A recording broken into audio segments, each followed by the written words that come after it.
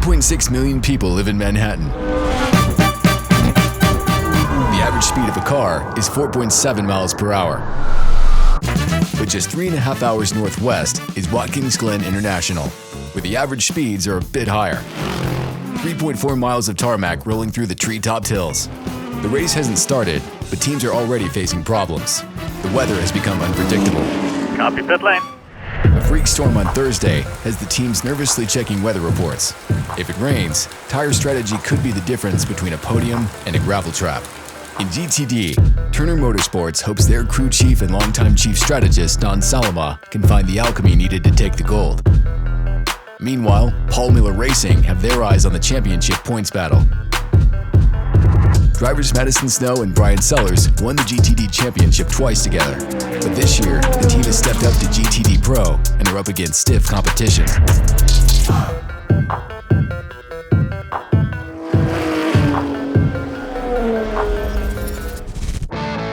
Watkins Glen has been the site of a lot of action, both on the track and off. It hosted the 1973 Summer Jam Rock Festival. 600,000 people showed up. It flows so nicely, it has so much history. Compared to the other tracks that we go to, it's super high speed.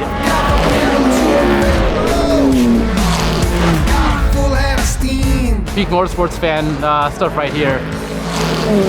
You look at the fans, you look at the history of this place, it just feels like you're in this kind of cathedral, culturally. This is about as deep and as rich as things get. Countless legends have done battle at the Glen, from F1 to NASCAR to sports cars and prototypes, including Turner Motorsports. They've run 558 IMSA races, more than any other team in history. A victory here would be a nice reward. Good morning. Thanks everybody for coming. We're in a different livery for this weekend. This is a one-off white and orange car. The closing distance on these cars is really scary, and the race is going to come down to just traffic management and keeping the car clean. And it's not just fast. Who can be the fastest for 6 hours? If anything, I think that's a complete wrong strategy. Any manufacturer can win this race. The lap times are super close. The differentiation is quality of driver and how quickly you can pit. Then there's the fuel strategy side as well. You see a lot of scenarios in the race where people are saving fuel, trying to get to the end, or at the end, trying to save fuel in the final stint. If you love the chess game, you absolutely love Watkins Glen. While the weather can be unpredictable, thankfully the tires are not. Everyone uses the same Michelin tires, adding some consistency to the chaos that is racing. These tires tested here last year as kind of the final validation test before we introduced this tire to the IMSA championship. Here it does start to rain traditionally at the boot, and so you've got to make a decision leading onto the front straight whether you're going to stop or not stop, and you have to live with that consequence and that decision for the next lap. I'm confident in the car and the team. Everything's looking pretty good. Being able to learn from Patrick and Robbie, it's a gift. We want to win. We really want to win. We've been so close so many times this year. I mean, at Rolex, we were fighting within the top 3 the whole time. Coming into the weekend, the GTD Pro standings are close. Lauren Heinrich and Seb Prio have driven the AO Racing Porsche to the front. Brian Sellers and Madison Snow are in 4th, just ahead of Team Corvette. A win this weekend could put the Paul Miller BMW in contention for the top spot. In GTD, Turner is in 2nd place behind Windward Racing. Wright Motorsports is just behind them in P3, so mistakes are not an option here at the Glen. First overtake of the weekend. Our car always likes high speed, long corners. We might need some water skis at certain times, but yeah, it'll be good. Have you ever been to the Seneca Lodge, Jake? No, I haven't. It's an experience. We're gonna have to take you. Side wind, left to right on the front straight. Copy. First session is underway. This is for the GTD and GTD Pro cars together. 32 cars when you combine both of those classes, Calvin. It's 3.4 miles around here, but you saw it right there. Can you get a clean lap? Yeah, I haven't got a clean lap. Left side, clear behind you. Possible debris exit turn 9, so just first lap, nice and easy, do turn 9 please.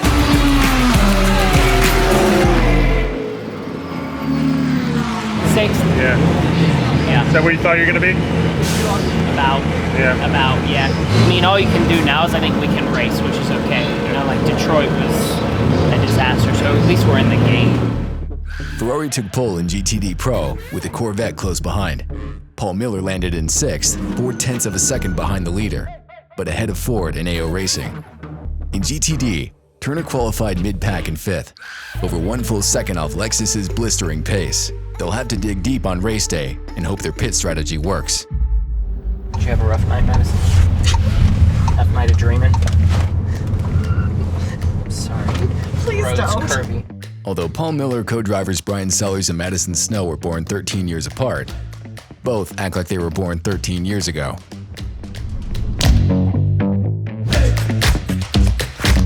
The easiest way to lose this race is to get too over-aggressive early.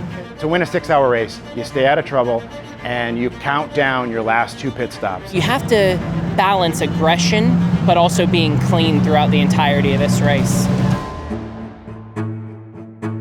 Strategy here, long track, remember big long tracks. We have good opportunity to beat a full course yellow in because we have time to get in the pits. It's a 30-second pit lane plus the in and out is 47 seconds. So I know that sounds long, but at the length of this track, we can beat a yellow in under most circumstances, do some fuel tires, and that'll really position us up in the top 3 very easily. It is the Sahlen 6 hours of the Glen. Drivers to the cars. Teams plan the day in the trailer before the race, but when the green flag drops, any strategy changes happen on the radio. If you haven't gotten the update, rain's still likely, probably not. Between 1 and 3 o'clock, I'll bias towards the latter half of that. Green flag, green, green, green. Welcome back, Risi Competizione, that Ferrari 296 from the pole. Great start, leads to turn 1. White, Merriman, and Eric Lux get together.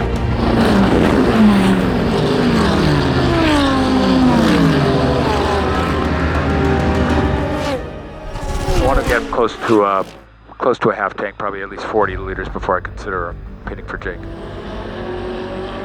Okay guys, we're about 5 laps from stop. Copy that, we'll get ready. Problems early for a couple of the GTD cars. Oh, and the Chettelar racing machine's just been nailed and gone into the wall. This is the 47. Full course yellow, pits are closed. Oh, he got big help, huh? Yeah. He got shoved there by our LMP2. Yeah, right. What do we do? Go ahead and do the driver change. Yeah. Just 45 minutes in, Paul Miller calls for a driver change and encounters a problem that has nothing to do with the clouds forming overhead. Spare gun. The wheel gun didn't have enough air pressure to secure the wheel. There. Outside. That left rear ain't on very fucking tight. I have no bottle pressure.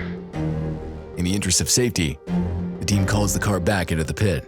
Another pit stop for the number 1 BMW from Paul Miller Racing, Shay Adam. They were just making sure that the air gun actually did tighten properly. But we're in the back of the field, so now it's even more important for us to get the track position. I think we should do fuel and tires again. I think we should do exactly the same. We only have 9 sets of tires. But there's also the possibility we may save some tires later if it rains. 5 hours and 3 minutes still to go, and we're going back to green at the Sahlen 6.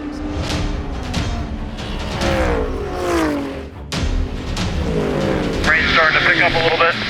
Okay, it started to rain up here in pit lane. I think it's time to box. It's time, yeah, it's time. Copy you. Let's box this lap, please. Pit this lap. Get ready, guys. There's been an incident with cars trying to get into the pit lane, coming out of turn at number 10 into 11. We are full course yellow. Big crash. Pits are closed. Full course yellow. We have time now. Lane entrance is blocked. Everybody who got in, that will be fine. There's a few people who ended. I think Ben Barnicat might have come into a closed pit. Luckily for Madison Snow, the Paul Miller team pitted just before the big crash closed the entrance. When the green flag goes out again, Madison Snow finds himself in 3rd place. Severe weather is 30 miles out. Consensus among the GTP guys, if you were to go green in the next 2 to 3 laps, they would all go slicks. Interesting. We're hearing some teams might come in to put dries back on.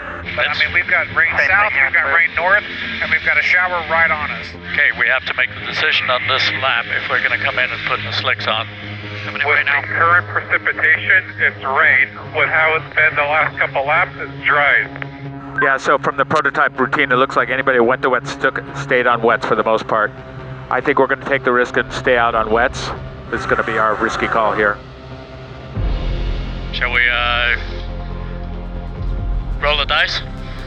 Get ready with slicks, guys. Ready with slicks. Well, this should be interesting. Some wet, some dries. Everybody's taking the risk.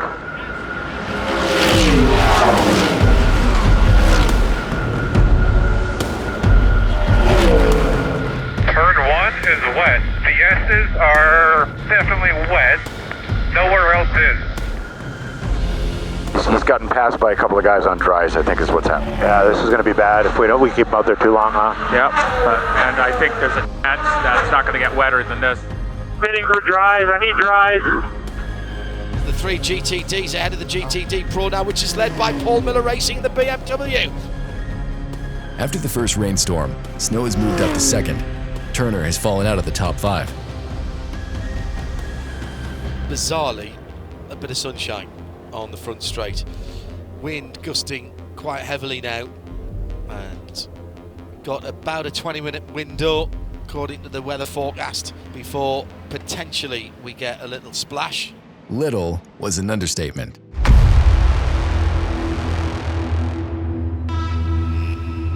At hour 5, the sky opened up a free car wash. Some managed the standing water better than others. I've got full course yellow. You need to survive out there under yellow. You okay? So 5 miles an hour, literally. A bunch of people are wrecking on drives. Yeah, they're crashing. Under yellow flag conditions, cars have to stay in their running order. But at this point, drivers just wanted to avoid hitting the walls or each other. The reality is they just can't pack up the field, and the pace car is not going slow enough to allow the field to pack up. We are getting a pass around, so if you can pass the safety car. Are we supposed to pass the leader in our class? We're ahead of the Ford now. We should not be ahead of the Ford. Well, if he can't keep up. He wasn't going. Give him the position back. Yeah, you need to give the 64 the position back. Well, we won't get a penalty. They'll just reshuffle us. Red flag, starter. The pits are closed. As the track dries, teams prepare for a sprint to the finish. They've all lost fuel during the yellow. If they pit for fuel, they lose time. But if they overestimate what's left in the tank, they could run out before reaching the checkered flag. Some of these guys here are starting to talk about some strategy here on the radio, and some of them are thinking they can make it on fuel. We gotta get a little fuel in there. We need about 40 liters, 45 liters. 67 liters in the tank. That's easily 30 minutes. We're good. 14 seconds. 14 seconds of fuel. 14 seconds of fuel. That's what we're gonna take. Paul Miller decides to play it safe. Okay, we're pitting this lap. Pit lane. Copy pit lane. 14 seconds.